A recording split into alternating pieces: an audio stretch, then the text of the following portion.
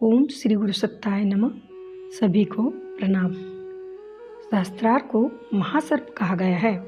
विष्णु की शेष सैया भी वही है। शिव के अंग में वही लिपटा है।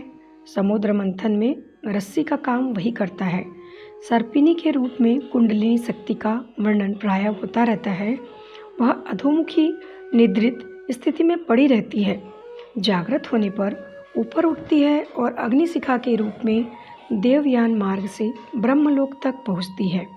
यह आलंकारिक वर्णन इस बात का है कि जननेंद्रिय मूल में पड़ी हुई यह महाशक्ति जब ऊर्ध्वगामी बनती है तो मेरुदंड मार्ग से ब्रह्मरंध्र तक जा पहुँचती है और उस क्षेत्र में सन्निहित अगणित दिव्यताओं को अनायास ही जागृत करती है।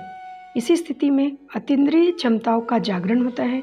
समुद्र मंथन से 14 रत्न निकलने के उपाख्यान में मूलाधार के कुंड गह्वर को समुद्र, मेरुदंड को सुमेरु पर्वत, सूर्य भेदन प्राणायाम, इंगला पिंगला संघर्षण को मंथन माना जाता है। समुद्र मंथन कुंडली जागरण का महापुरुषार्थ है, जिसमें चेतना के देव पक्ष और काया के दैत्य पक्ष को मिलजुल कर साधनारत होना होता है।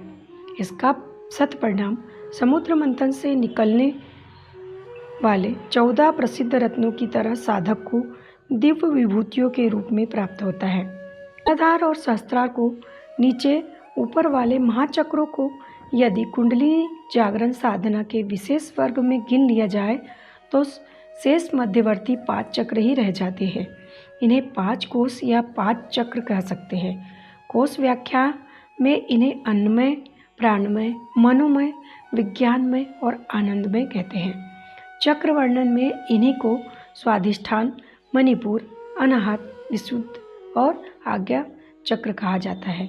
यह एक ही तथ्य का 2 रूप में वर्णन विवेचन मात्र है। वस्तुतः है एक ही। चक्रों का जागरण या कोशों का अनावरण एक ही बात है। संख्या की दृष्टि से 5, 6 या 7 की गणना से किसी को भ्रम में पड़ने की आवश्यकता नहीं है। गायत्री माता के 5 मुखों की उच्च स्तरीय साधना परम शांतिदायिनी और महान शक्तिशालिनी साधना है।